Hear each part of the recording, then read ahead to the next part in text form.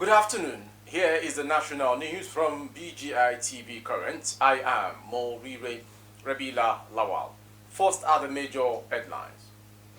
The presidency says the high inflation in the country is a worldwide problem.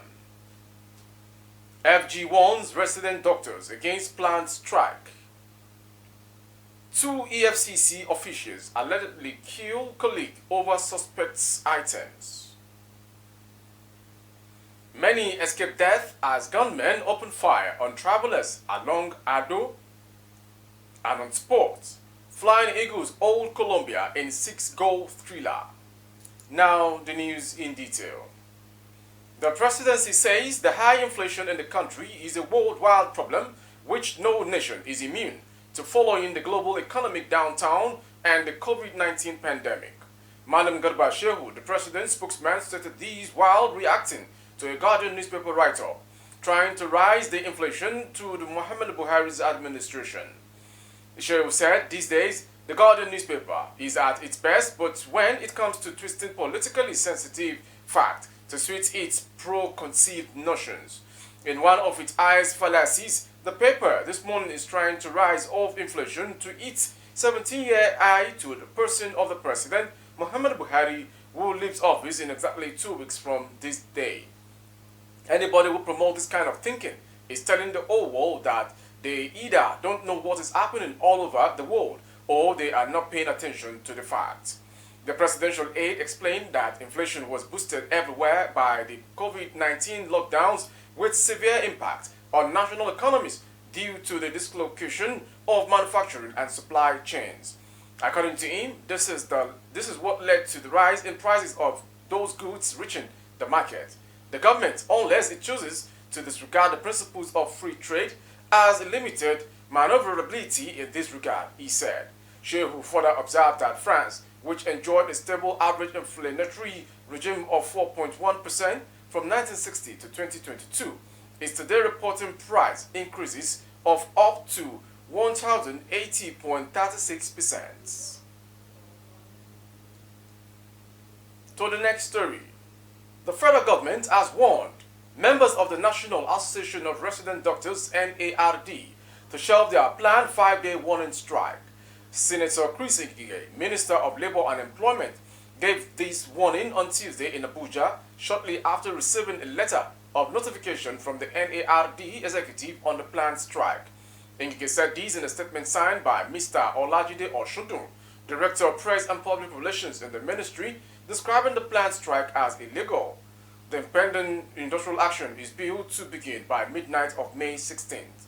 Ngige, who was reacting to the letter delivered to his office at about 5 p.m. same day, said he contacted the Minister of Health, who informed him that a meeting had been scheduled with the resident doctors on Wednesday today. He therefore advised the doctors to avail themselves of the opportunity for social dialogue with this employer and their employer, I beg your pardon, rather than embark on a warning strike, which is unknown to the law. According to him, I will advise them to attend a meeting with the Minister of Health tomorrow. I will also advise them very strongly not to go on a 5-day warning strike. But their employer has another right under Section 43 of the Trade Dispute Act to withhold their pay for those 5 days. So if the NARD has strike fund to pay their members for 5 days, no problem. The health minister will instruct the teaching hospitals to employ ad hoc people for those 5 days, and they will use the money of the people who went on strike to pay the ad hoc doctors.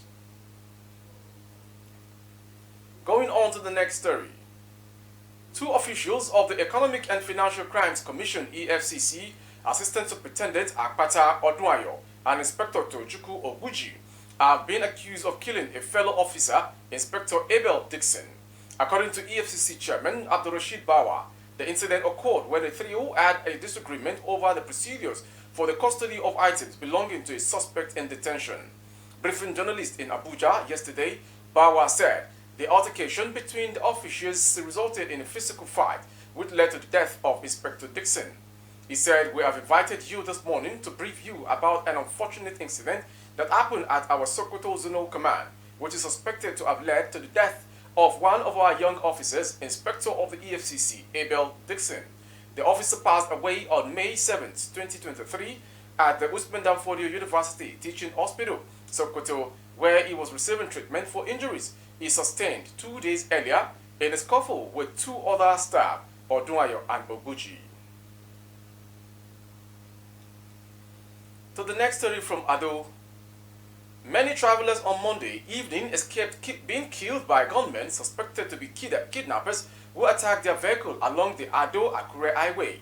Nigeria Tribune gathered that the gun-wielding attackers, numbering 7, ambushed the commercial vehicle heading towards Akure at the section between Ikere-Ekiti and Iju in Ondo State.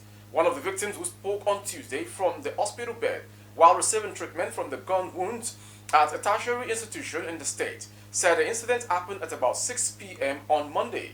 He added that the gunmen emerged from the bush and opened fire on the vehicle with 6 passengers on board traveling to Akure, Ondo State capital from Ado. According to him, while 3 persons escaped from the scene with gunshot wounds, 3 other passengers were allegedly taken into the bush by the gunmen. He said, "When I closed from the office in Ado-Ekiti on Monday, I boarded a commercial vehicle from Ado to Akure. Between Ikere and Iju, the kidnappers waylaid and started shooting at us. I and 2 others managed to escape, but with several wounds and others taken away. I am at the Federal Teaching Hospital, Ado-Ekiti, receiving treatment from the several wounds I sustained." When contacted, the Police Public Relations Officer, PPRO DSP Sunday Abutu, confirmed the attack on the travelers, however, said it was an attempted armed robbery. And to end the national news coming this hour from BGI TV is the sports story. Nigeria's Flying Eagles held Colombia to a 3-3 draw in their last warm-up game before the 2023 FIFA Under-20 World Cup on Tuesday night. Ladamboso's side went behind on 20 minutes with Abel Oguchi conceding an own goal.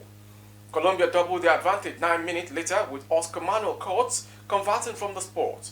Jude Sunday reduced the deficit for the Flying Eagles few minutes before the break. Colombia regained their 2-goal lead immediately after the restart when with Yasser Asprilla finding the net. The Flying Eagles fought back with Mohamed Badji reducing the deficit on the 65th minute. Umaru Ume equalized for Nigeria 12 minutes from time. The West Africans will now fly to Mendoza, where they will tackle Dominican Republic and Italy in their opening 2 games in the competition. 5-time winners Brazil are other team in the group with the Flying Eagles of Nigeria. With the sports story, we end the national news this hour. Before we go, some major headlines. The presidency say the high inflation in the country is a worldwide problem. FG warns resident doctors against planned strike. We also brought to you 2 Efcc officials allegedly killed colleague over suspect items. Many escaped death as gunmen opened fire on travelers along Ado-Akure Road. And on sport, Flying Eagles hold Colombia in a 6-goal thriller friendly. For more updates on our YouTube handle, the handle is BGI TV Current. Kindly subscribe and click on the notification bell, select option all to access our broadcast. On Facebook, Bagede Imo with Alawi Adebayo. Please like and follow the page. For advertisement of your goods and services, coverage of events and functions, please dial the phone number streaming on your screen for advert placements only. Thank you for watching. I am Morire Rabila Lawal. Good afternoon.